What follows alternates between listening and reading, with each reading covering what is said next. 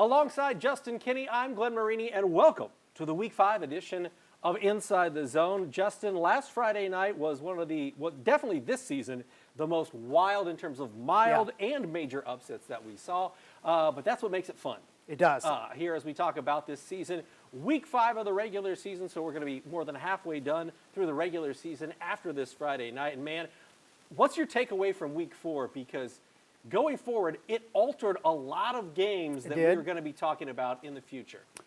I felt like the biggest takeaway for me was the ACAC is no longer the Adams County Athletic Conference. It was great to see Heritage break through, get the win over South Adams. I know AC's up there at the top, but for so long we've been talking about the 1-2 of AC and South Adams, and to have somebody break through and crash that party was exciting, because it's a league that the last couple of years where we've been praying for somebody else to come up and challenge, and at least through 4 weeks, Heritage looks that team. Unfortunately, their gift is now playing the Flying Jets. Yeah, with the ACAC, you used to put a circle around an 8-mile area between Bern and Monroe and say the championship is going to be won somewhere around here. Yeah. But because we're at the top of the show, I want to talk about Casey Kolkman being named the Colts Coach of the Week for the state of Indiana. What does that do for Heritage? Obviously, they earned a victory.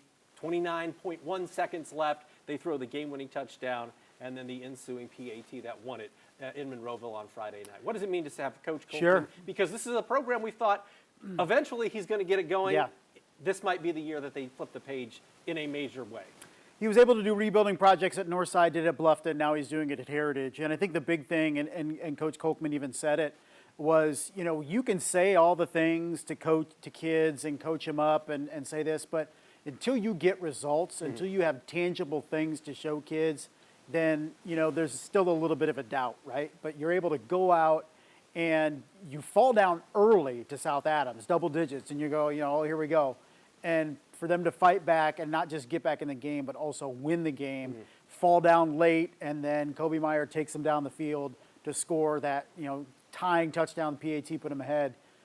Those things make kids believe, right? And then it also fosters relationships inside the building. So kids that haven't played Heritage football, they go, hey, you're looking pretty good. Maybe I'll come out and play. And that's how you build a program, right, is that confidence, getting wins, getting more kids, and then it really starts to steamroll after that. Well, so I want to start off with our game previews with Heritage. Now, when you take a look at the way the ACAC stacks up this year, they're going to be in the race, but they have to host Adams Central this coming week. How do you see that one playing out, knowing that the Jets really haven't been tested this season and are just looking good in really every facet of the game? Yeah, they are, and it's going to be difficult for Heritage, too, to compete in this game because Adams Central is so good running the football defensively as well. So if you're Heritage, you're just trying to keep this close, take the momentum you got from last week and take it in. You're at least at home and try to hang around. AC, I think, is praying for, at least Coach Mosher, praying for a close game. He wants to see his kids face some adversity before he gets into October. And potentially Heritage could do that. Kobe Meyer continues almost each and every week to get better than the week before. So if he can continue his development and still an underclassman as well, which is the exciting part for Heritage, then maybe they can surprise. The defense is going to have to play well. That's still reasonably young for Heritage. They start only a couple seniors. So, if they can play up and take that confidence from last week, maybe they can hang around. On the flip side of that, South Adams has got to be, chomping at the bit to get going. They have Monroe Central this week. Yeah. We've seen some really good, and really, as good as South Adams' offense has been in years past, we've seen some defensive games between Monroe Central and South Adams in the postseason and in the regular season. This is, I don't want to say a budding rivalry, but these are two very solid football programs when it comes to smaller school football. Yeah, they've started this rivalry in the regular season, played in the postseason a couple times as well. So if you're South Adams, you just want to erase what happened last week and move forward. The issue for South Adams is they have a very challenging opponent, Monroe Central, this week as well. So advantage is they get to come back out and play a competitive game against a good opponent. But conversely, you cannot allow things to snowball negatively after losing to Heritage, because Monroe Central, if you don't take them seriously, if you don't come out and play well, they'll hand you another loss. I also want to give a shout out to Bluffton, 27-6 over Woodland last week. I thought that was going to be a closer game than that. And Bluffton comes out, runs the football with Anthony Cruz well, and gets a nice win. Coach Kunkel, after week one, kept talking, and he'd tell me at every opportunity how how much the offense was struggling and all that, at least through 1 week.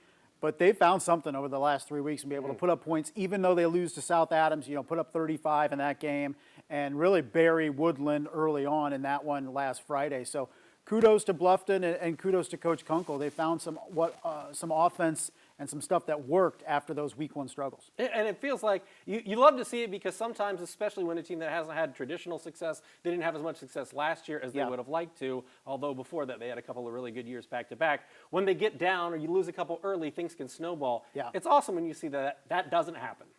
Yeah, because we see a lot of the instances where it does snowball, Yeah, right? right. And for it not to snowball with some of these teams is pretty cool because then, it's testing the coaches, it's testing the players, and for them to bounce back. Coaches always say that you never know what teenage kids are going to do, right? And for them to really, have the moxie to come back and play well after some early season defeats is heartening for teams trying to build something. Let's talk about the SAC now. Carroll in the driver's seat, the only team left that is still undefeated. Our highlight zone game of the week is going to be Bishop Dwenger at Carroll.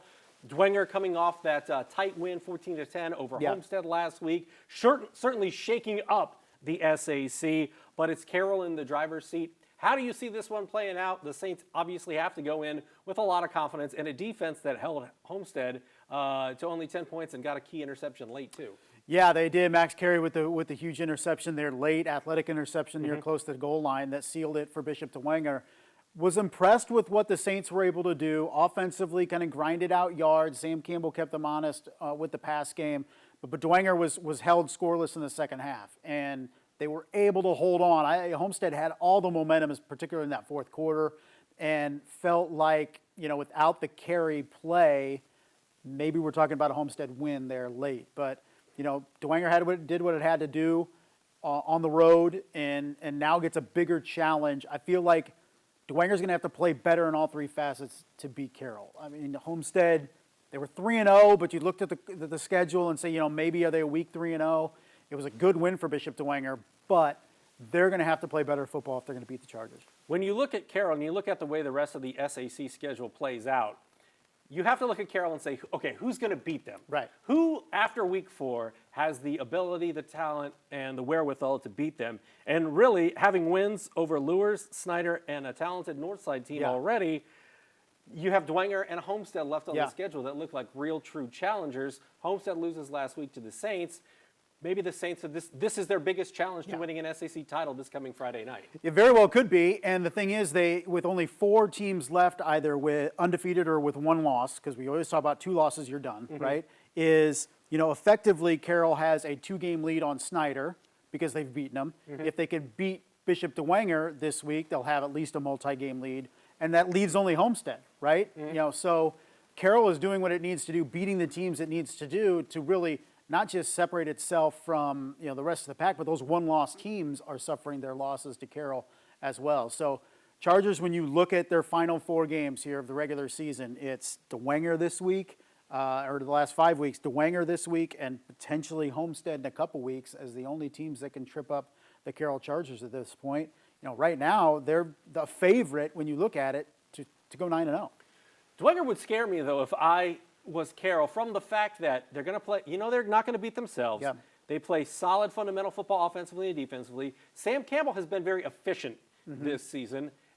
And you've got a game breaker like C.J. Davis that in a tight game, he can pop off an 80-yard reception on the screen or beat your guys deep. I mean, he can be a game changer when, all the chips are down in this one. So there are a lot of positives for Bishop Dwenger. Yeah. Not taking away anything from Carroll because they played great football all season. Yeah, C.J. Davis with the kickoff return for a touchdown last Friday that was called back. It would have put Dwenger up 21-7 in that game in the second half.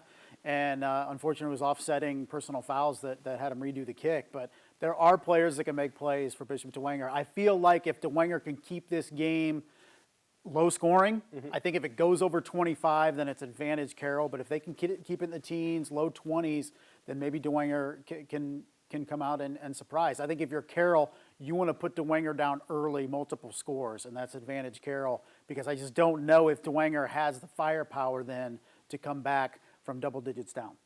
Let's talk a little about the rest of the SAC. You got Homestead at Snyder this week, which is a good one. Northside at Bishop Lures, both teams playing better football. You're talking about Northrop and Concordia, Wayne at Southside. Let's touch on Homestead Snyder. Yeah. How do you see this one playing out? Because Snyder has to think, okay, man, we got to take care of business, get a little bit of help, but none of that matters unless we continue to win football games. Yeah, they took care of business last week, relatively easy fashion over Southside, more difficult challenge this week. And I feel like Snyder continues to me to be that second best team in the SAC. Their lone loss was to Carroll in a very, very good game. And, that was, without Langston Lovell, which hurt. But when you look at that complete team, Luke Huppert throws for 3 touchdowns last week, 3 rushing touchdowns for Snyder. The defense, I think, continues to get better and better. It's a challenge taking on Homestead, particularly Brett Fox, the most versatile running back in the SAC, in my opinion. But that's the issue, I think, with Homestead is outside of Brett Fox, who's scaring you offensively? And, you look at what Grant Leeper has brought to that team, and he's a big target, but I don't think he's a game-breaking target. So Auxier's been kind of a guy that shows up once in a while. But we always have that one wide receiver at Homestead that dominates, right? And right now we just don't have that. And I think that's what's missing from that Homestead offense. And we'll see if one can break out. I think they're going to need one to break out if they're going to have a chance against Snyder. Let's talk about the Northeast State, because before last Friday night, I kind of had New Haven Norwell scheduled as a possible. You had it circled, right? I did. I was like, as a game of the, this could be it. And I'd love to get the New Haven Bulldogs on a game of the week. Yeah.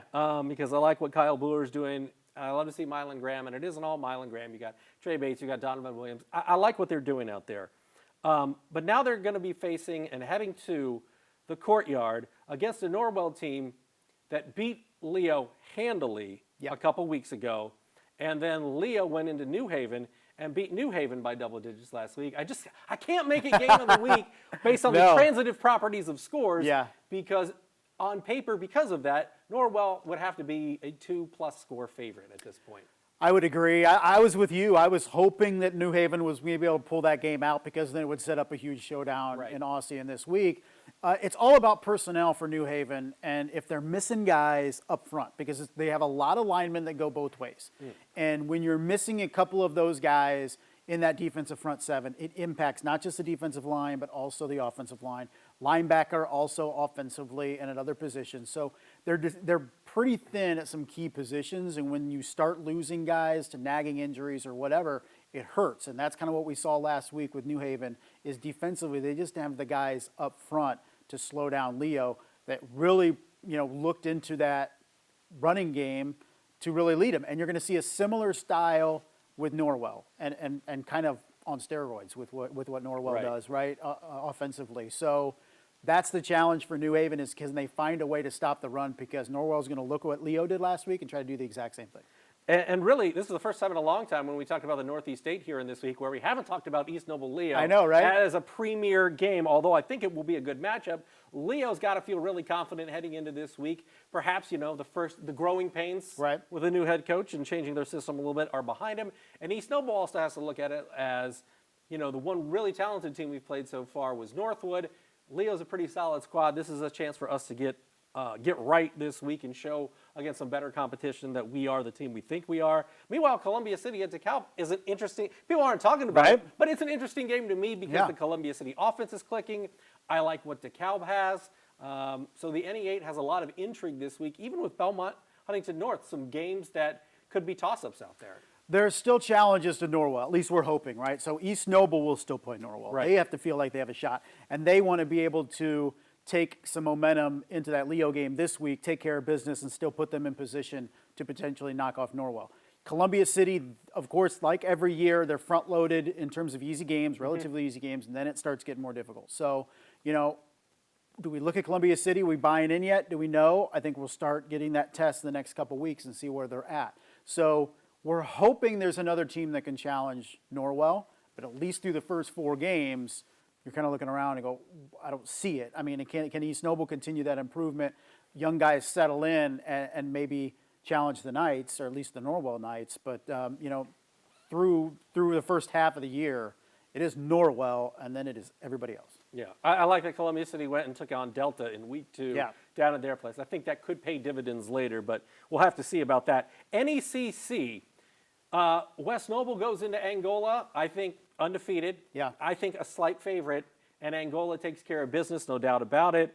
Now, this week, we've got Fairfield at West Noble. That's going to be the premier matchup in the NECC because West Noble can, we were talking about them as a possible favorite in the NECC Big Division a couple weeks ago. Now we're wondering, they can't afford 2 losses, especially against teams like Fairfield and Angola, and that's who they've got back-to-back weeks. Yeah, absolutely. So we were looking at that and kind of like looking at that game last week and saying, okay, this can be like eliminator of sorts. You have Fairfield lurking in there, fresh off knocking off a 6A Southport team and still undefeated, and who's going to match up with them? So, it was kind of surprising, maybe that not West Noble lost, but the lopsided score that they did, right? Because, Angola, I think, with Tyler Call, I think he's coming into his own as quarterback, and, he's dangerous. So at this point, it's almost like eliminator of sorts. It's kind of where the part of the season we're in, right? We're kind of eliminating teams that can compete for the conference championship, and, West Noble doesn't want to become completely shut out of that conversation. So they need to get a win this week. Yeah. Final question, what are you most looking forward to about here in Week 5? Again, we're more than halfway done through the regular season by the end of this Friday night. I mean, what are you most looking forward to about this Week 5 action as we, get to the midway point of the season? I think we're starting to see the paths for different teams to win conference championships. I would love to have a week of chaos. We kind of got teased last week, right, with Heritage beating South Adams. I would love to switch up the dynamic because I think we're looking at the SAC. Okay, these are the 2 games we need to look at over the rest of the year. NEA, ACAC.